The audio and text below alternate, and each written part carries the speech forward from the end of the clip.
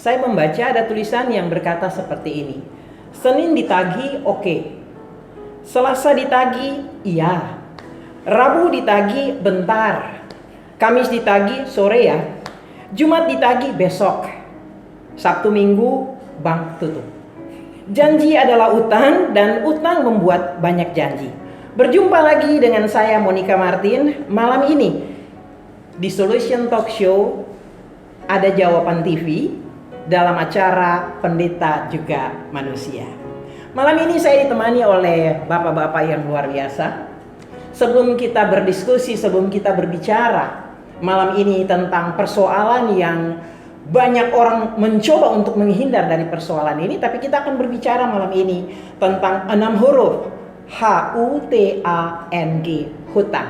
Baiklah, sebelum kita sampai ke pembicaraan kita, malam ini saya ingin memperkenalkan kedua bapak yang ada di samping saya. Mulai dengan bapak yang baju merah yang paling ganteng. Silakan Pak, memperkenalkan diri. Selamat malam, saya Robi Herianto dan saya seorang karyawan satu perusahaan swasta.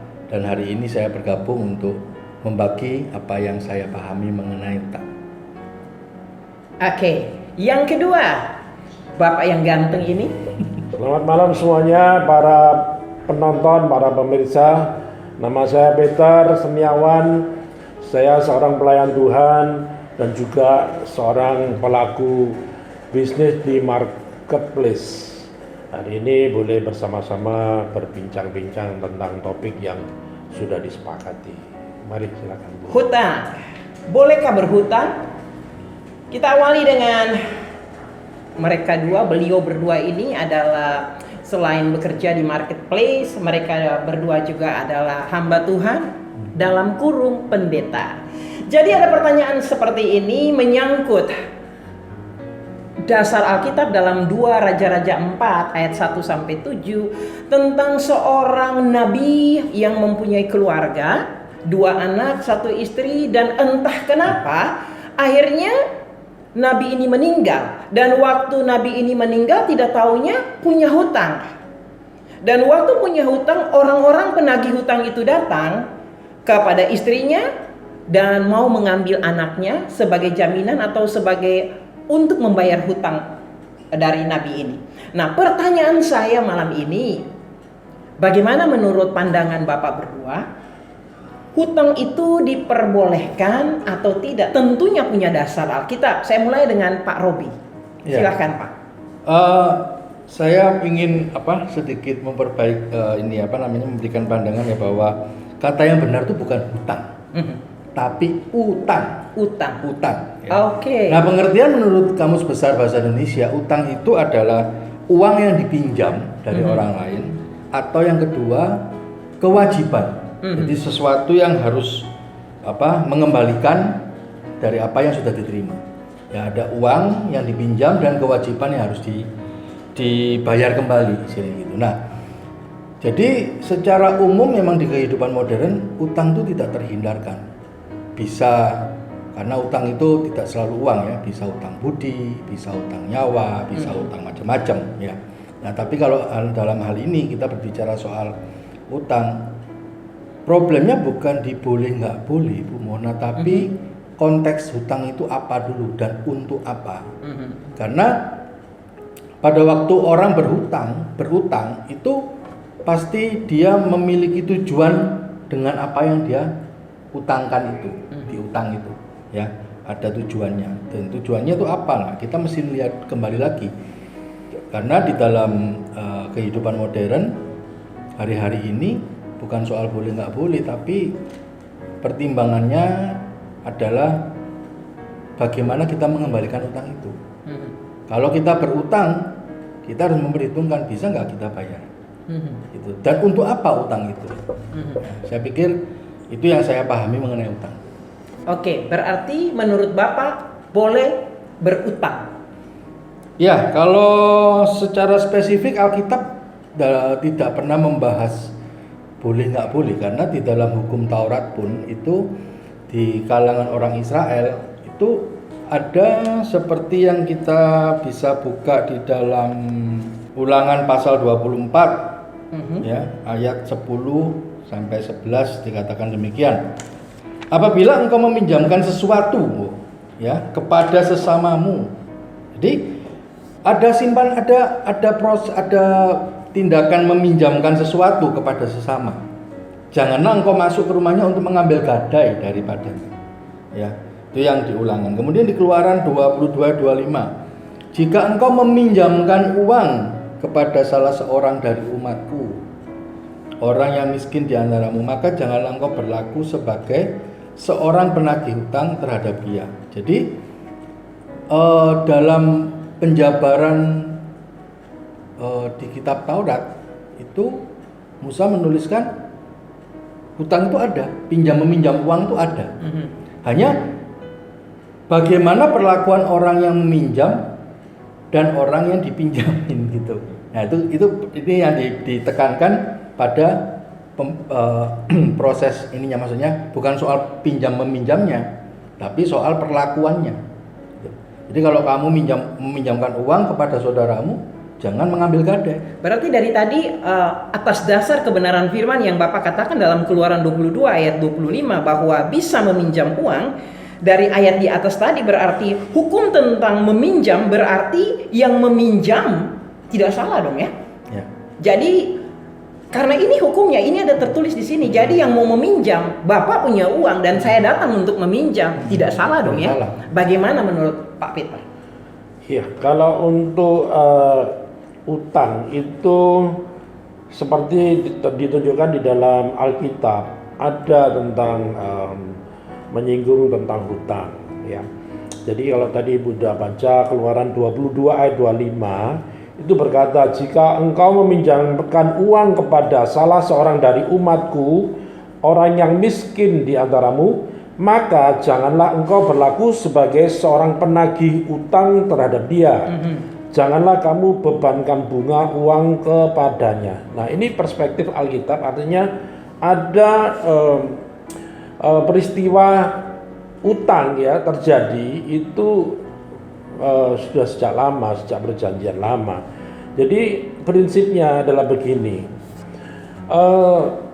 utang itu adalah salah satu instrumen alat bantu atau daya ungkit, di mana untuk digunakan dalam sistem perekonomian pribadi, keluarga, masyarakat, ataupun bisnis di marketplace ya.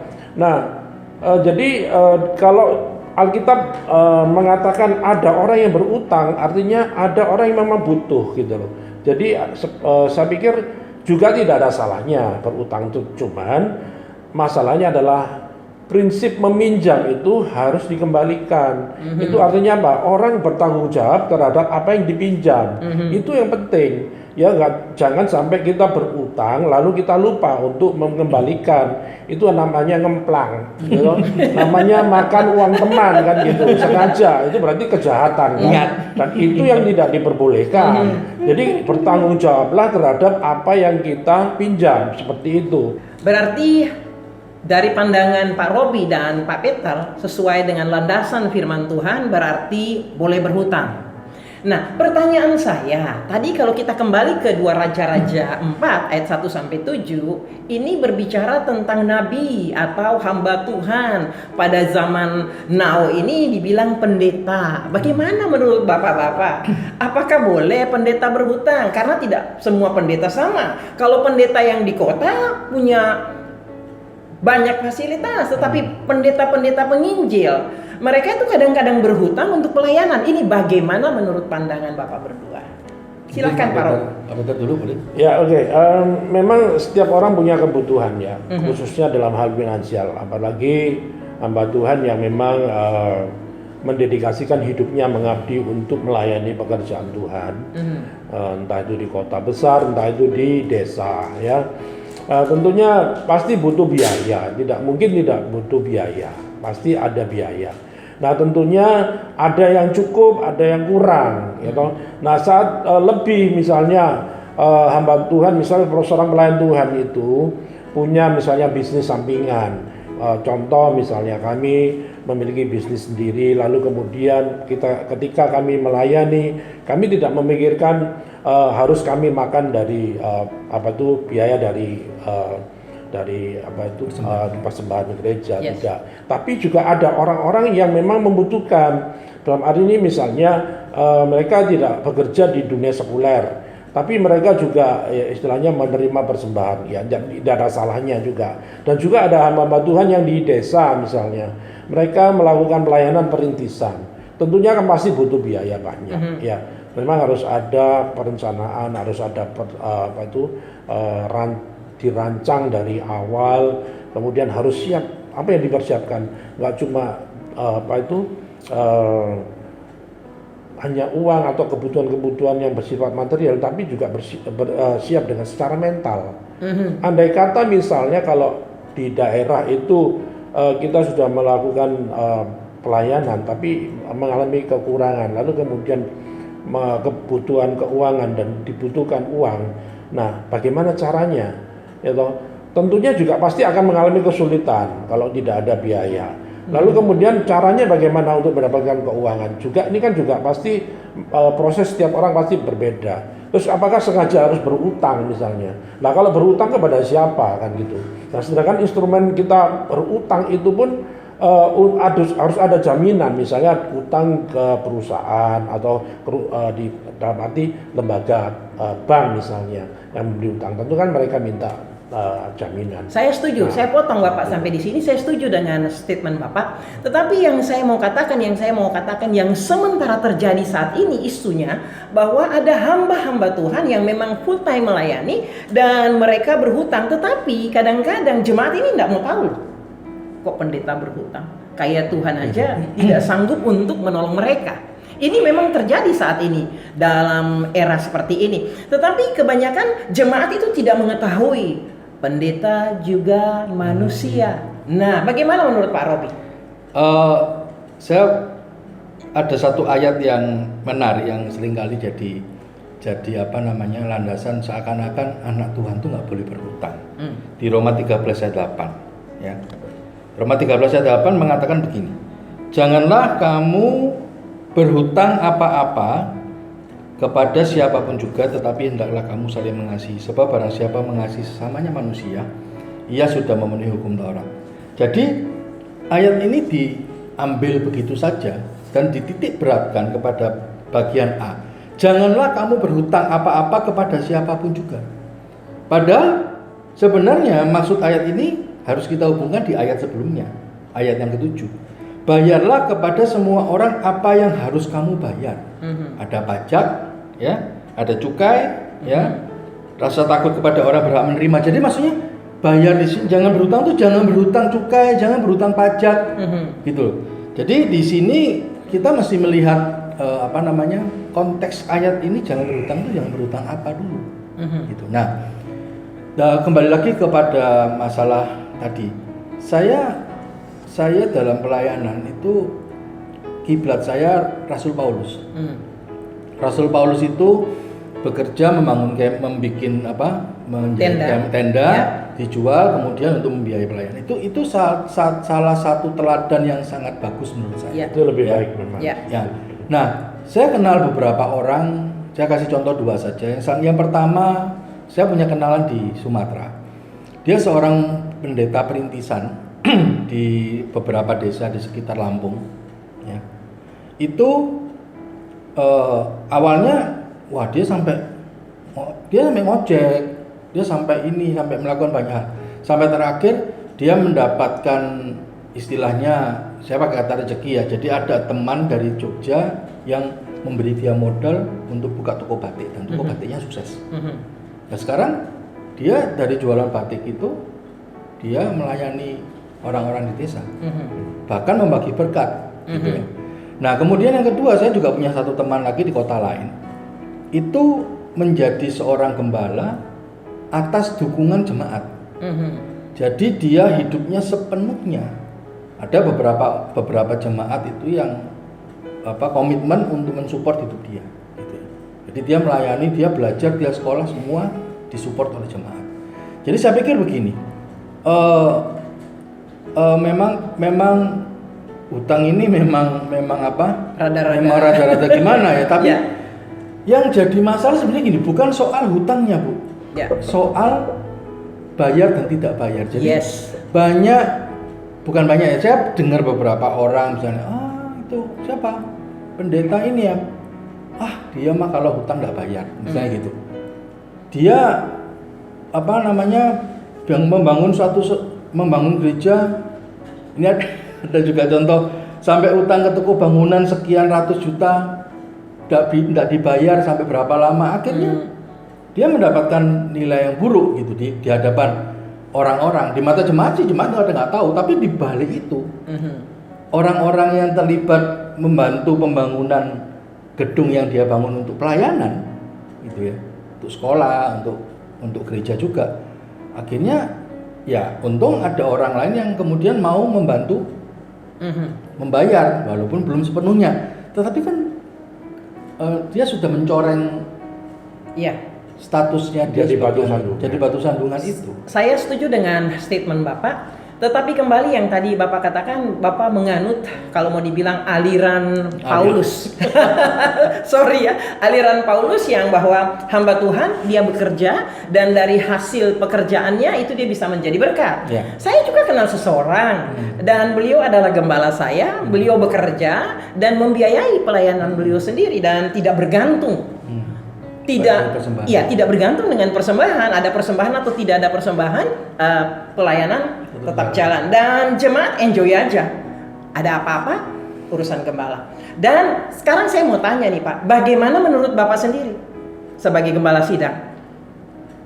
Tadi kan saya potong. Tadi kan dibilang di statement pertama boleh berhutang. Tetapi Bapak kemudian mengambil ayat dalam Roma mengatakan bahwa tidak boleh berhutang. Jadi ini terjadi pro dan kontra. Konteks, Bu. Jadi kayak pro dan kontra. Boleh berhutang, tidak boleh berhutang. Bagaimana menurut Bapak nih? Begini, kalau kita ini butuh sesuatu dan memang sangat mendesak, ya contoh misalnya saya pada waktu sebelum menikah, kan saya butuh rumah, ya toh. Masa saya ini mau ngajak anak orang atau anak gadis menikah tapi tidak menyediakan apa-apa. Itu kan prinsip kami. Jadi akhirnya kami sepakat nih sama istri saya, ayo kita ambil satu rumah, kita beli sekalipun dengan cara mengangsur. Itu kan utang, Bu. Jadi saya berutang juga, ya toh. Tapi yang penting gini, adalah prinsip utang itu harus dibayar. Dan harus dibayar dan sampai lunas. Nah, kecuali kalau kita memang niatnya jahat, nggak mau bayar ya misalnya, itu lain perkara, lain cerita. Jadi kalau pertanyaannya bolehkah pendeta berhutang atau hamba Tuhan berhutang? Ya boleh-boleh saja asal tahu kebutuhannya. Jangan sampai kita berhutang karena keinginan. Keinginan sama kebutuhan beda loh, Bu. Ya toh?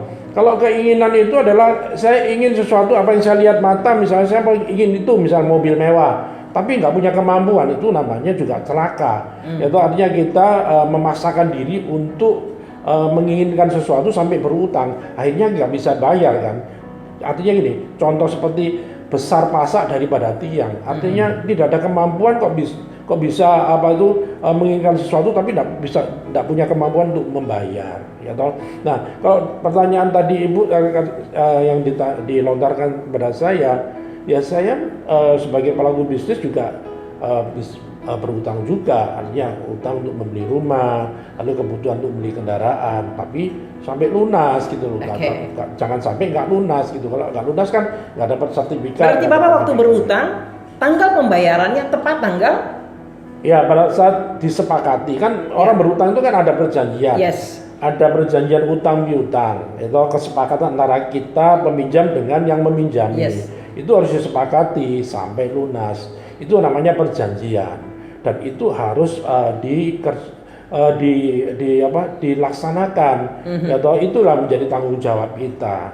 Ya toh, asal kebutuhan, Bu, saya bilang jangan keinginan. Ya toh, mungkin sekarang orang berutang karena keinginan semua, misalnya barang-barang mewah supaya kelihatan nampak lebih Lihat itu lebih bergengsi, Yes. gitu, ingin menaikkan nilai dirinya supaya kelihatan lebih bagaimana orang untuk menarik perhatian orang pada dirinya sendiri, sehingga akhirnya kacau balau, ya, ada segala sesuatu yang diingini kemudian dibeli dengan cara berutang, itu salah. Berarti pemirsa, berhutang diperbolehkan, tetapi harus tepat waktu untuk membayarnya. Melihat berbincang-bincang Asal sesuai kebutuhan. Yes, asal sesuai dengan kebutuhan. Berbicara tentang hutang diperbolehkan dan ada juga lebih baik tidak berhutang. Apakah ada pengalaman bapak-bapak? Kalau saya sih punya pengalaman. Punyakah bapak-bapak punya pengalaman pribadi dengan namanya hutang? Tadi Pak Peter sudah menjelaskan saya punya hutang membeli rumah. Pak Robi? Ya, kalau soal pengalaman berhutang, semua orang saya pikir pasti punya. Ya, paling tidak berhutang kepada teman, suruh bayarin makan dulu nanti saya ganti. Itu kan sesuatu yang biasa, ya. Atau pas gak bawa duit, terpaksa keluarin kartu kredit, misalnya gitu, pas uang kontan kita nggak ada, kartu kredit.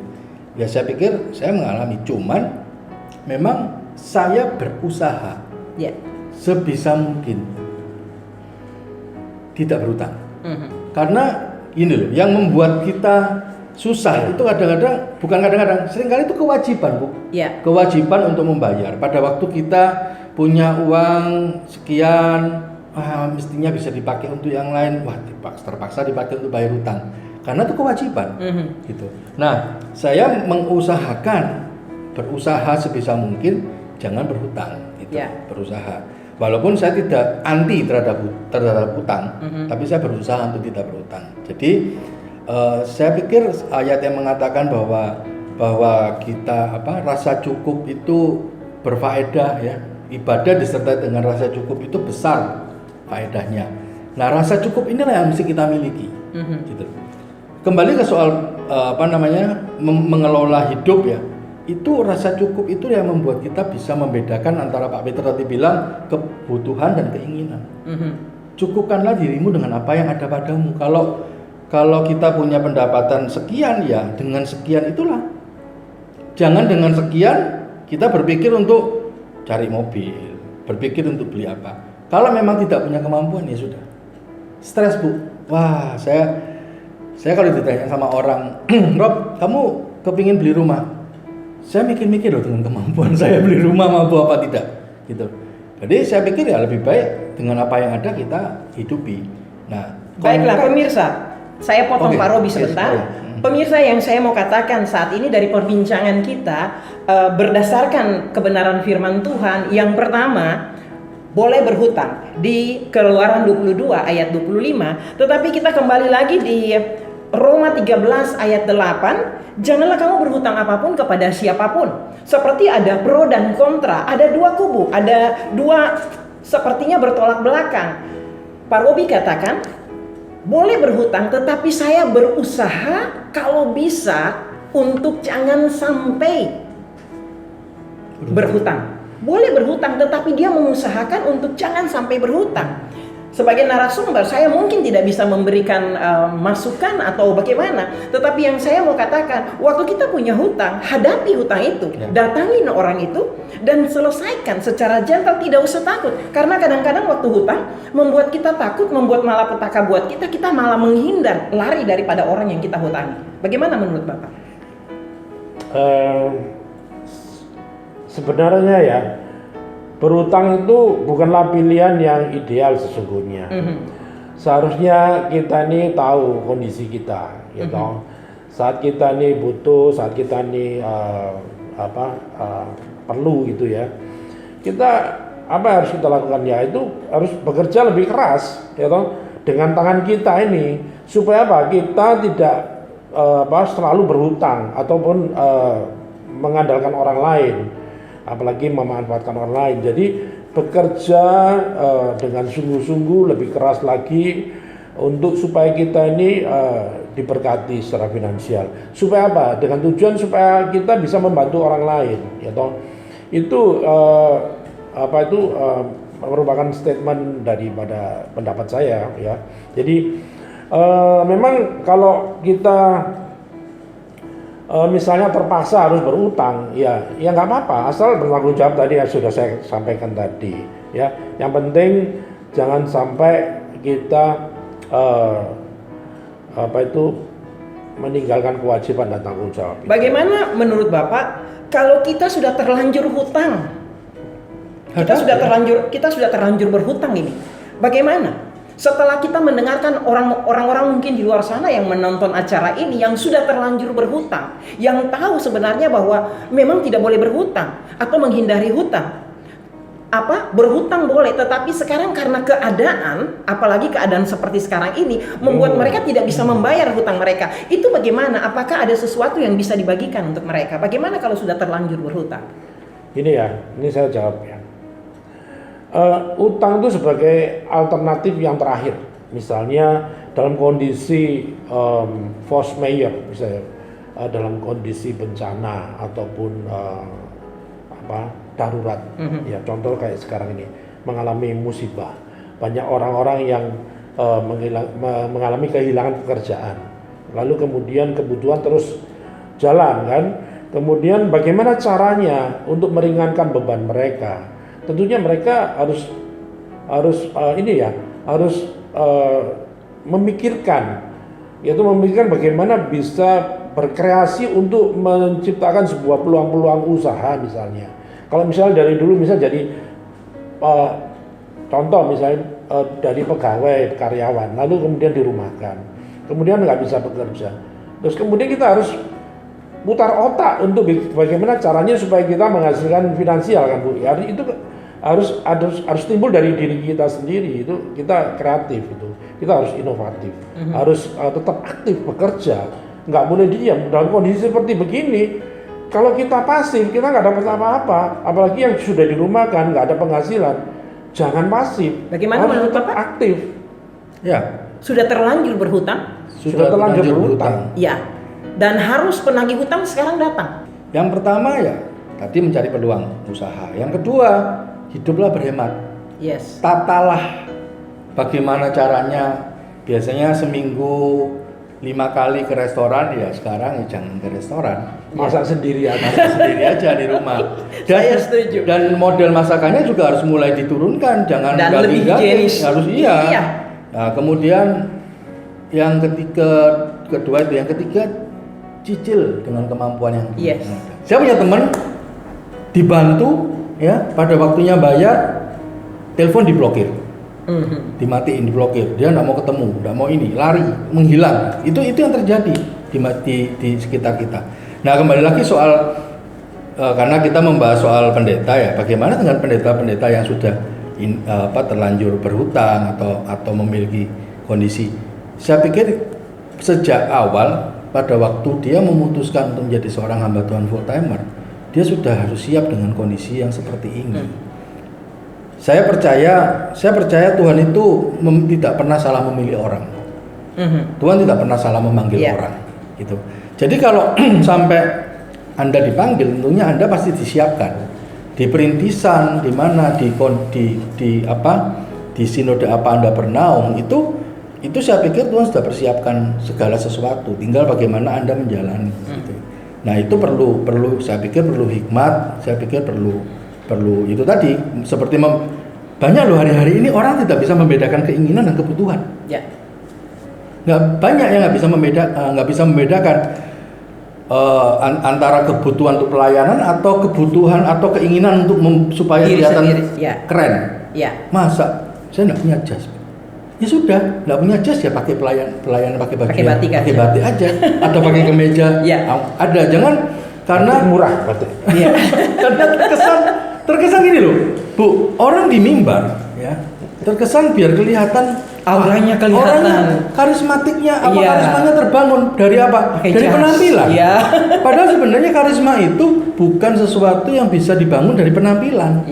Soal berhutang, jadi kalau sudah terlanjur ya kembali lagi tatalah hidup berusahalah untuk Berusahalah. mengembalikan. Nah, yang paling penting Itu penting, jangan sampai punya niat untuk tidak mau mengembalikan. Itu namanya menyusahkan orang. Kita sampai kepada kesimpulan atas pertanyaan kita, bolehkah pendeta berhutang? Bagaimana menurut kesimpulan dari Pak Peter sebagai gembala sidang dan Pak Robi yang terjun mengajarkan banyak orang? Saya mulai dari Pak Peter. Ya, pertama kita harus bisa membedakan antara kebutuhan dan keinginan. Berutang untuk hal-hal yang bukan merupakan kebutuhan itu salah, ya. Jadi kebiasaan berutang pun itu juga salah, Bu, dan dosa. Itu berutang karena apa? Tidak mau kerja dengan sungguh-sungguh. Itu bukan gaya hidup orang percaya. Artinya kerjaannya cuma utang saja, ya toh, tanpa mau bekerja. Nah, jadi akhirnya apa? Kalau kita ini sering berutang, ya kemudian kita ini sering menyusahkan orang, ya pasti orang akan dongkol ketika punya butuh utang, lalu kemudian orang itu diberikan pinjaman, lalu kemudian nggak dibayar, kan pasti dongkol, pasti kecewa, pasti sakit hati, akhirnya menimbulkan banyak kepahitan hidup, dan akhirnya konflik terjadi, dan itu tidak diinginkan, apalagi di dalam lingkup pelayanan di dalam gereja misalnya, ya. Nah, jadi artinya untuk supaya kita tidak bergantung pada orang lain, kita harus merubah dong, harus ubah diri kita untuk tidak malas, ya. Kita harus lebih rajin bekerja, harus kreatif, harus inovatif, seperti itu. Harus kita lakukan banyak hal supaya kita bisa memproduksi atau menghasilkan hal-hal yang memberkati kita dalam hal finansial. Jadi artinya kalau kita mengikuti teladan Paulus, ya, Paulus itu menghidupi dirinya sendiri untuk membiayai pelayanannya sendiri.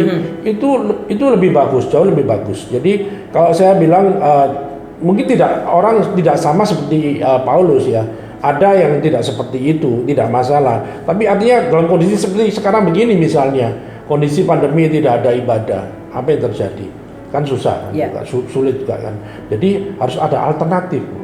Alternatifnya adalah menciptakan lapangan kerja, menciptakan peluang-peluang kerja. Itu yang saya inginkan. Saya ingin supaya teman-teman itu kreatif untuk bisa menciptakan peluang-peluang usaha seperti itu. Ya, jadi artinya berutang itu adalah salah satu alternatif terakhir, ya. Kalau bisa jangan berutang. Supaya tidak menjadi beban bagi orang lain dan keluarga, itu aja. Menurut Pak, kesimpulan menurut Pak Rogi bagaimana? Jangan hutang itu jangan jadi kebiasaan. Karena kalau sudah jadi kebiasaan, maka setiap kali kita datang kepada seseorang, maka orang itu akan berkata begini, kesini pasti pinjam duit. dan itu begini ya, Bu Mona. Itu kalau sampai stigma itu tertempel kepada seorang pendeta atau hamba Tuhan, itu sangat tidak hormat bagi saya. Lu lagi. Jadi bukannya datang membawa berkat, malah datang ini orang masalah.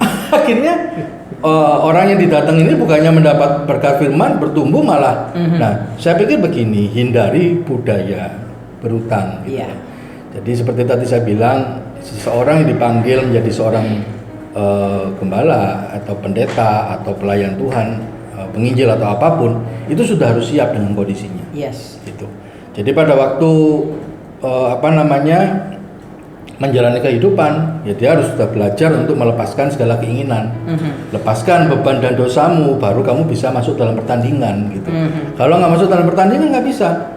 Bagaimana kita bisa mengajar orang kalau kita tidak mengajar diri sendiri dulu gitu. Saya sangat setuju. Ya, nah jadi itu saya pikir kalau kemudian soal yang lain, ya sambil jalan coba dibangun gitu. Dan saya juga berpesan kepada para pemirsa, cobalah lihat kondisi masing-masing gembala di tempat Anda atau para pelayan Tuhan di tempat Anda. Kalau memang mereka membutuhkan, ya jangan menutup mata. Jadi semampu kita saling berbagi kasih. Tadi seperti saya bilang, hendaklah kamu saling mengasihi, sebab barang siapa mengasihi sesamanya manusia, ia sudah memenuhi hukum Taurat. Jadi bukan soal berhutangnya. Ayat Roma 13 ayat 8 tadi mengatakan janganlah kamu berhutang apa-apa kepada siapamu juga. Itu mengacu kepada ayat ke-7 soal membayar pajak dan membayar cukai. Yes. Gitu. Jadi jangan sampai kamu berhutang kepada pembayar pajak atau penerima cukai. Nah, itu konteksnya di situ. Tapi soal berhutang antar teman, saya pikir ya kalau memang kebutuhan harus seperti itu ya silakan, tetapi ingat bayarlah hutangmu gitu ya. Saya pikir itu, Bu. Kita kembali ke topik kita pada malam ini. Pendeta juga manusia, bolehkah berhutang? Kalau engkau di luar sana sudah terlanjur untuk berhutang, saya mau katakan buat saudara, hadapi orang yang saudara hutangi. Jangan pernah takut mau dimarah, tidak apa-apa, apapun hadapi. Karena saya pernah mengalami seperti itu. Waktu saya tidak bisa membayar hutang, saya putuskan sekalipun saya malu, saya datang kepada orang yang memberi pinjaman kepada saya dan saya katakan, kasih saya waktu lagi. Itu lebih bagus, Bu. Ya, kasih saya waktu lagi karena satu dan lain hal benar-benar saya menyesal karena saya tidak bisa jadi contoh dari perkataan saya. Dan apa yang saya alami, Pak Robi dan Pak Peter, orangnya bilang, "Loh, Bu, dari pertama saya kasih ke Ibu, itu saya kasih, bukan kasih pinjem." Tetapi sebenarnya saya mau melihat kondisi hati ibu. Bapak, ibu, saudara sekalian yang memirsa acara ini, waktu engkau sudah terlanjur untuk berhutang, hadapi. Katakan yang sebenarnya tentang keberadaan orang itu pasti mengerti. Saya tutup dengan satu ayat dalam firman Tuhan, Mazmur 37 ayat 21. Orang fasik meminjam dan tidak membayar kembali. Orang fasik itu orang jahat. Jadi saudara, apapun hutang saudara hadapi, bayar. Seberat apapun, pelan-pelan untuk membayarnya, daripada dibilang Fasik. orang fasik, orang jahat. Karena kita kembali berbicara tentang pendeta. Jadi apapun yang saudara lakukan, apapun yang kalau Tuhan bisa menolong, istri dari hamba Tuhan di 2 Raja-Raja 4 ayat 1-7, kasih itu tetap sampai saat ini buat saudara yang melihat acara ini.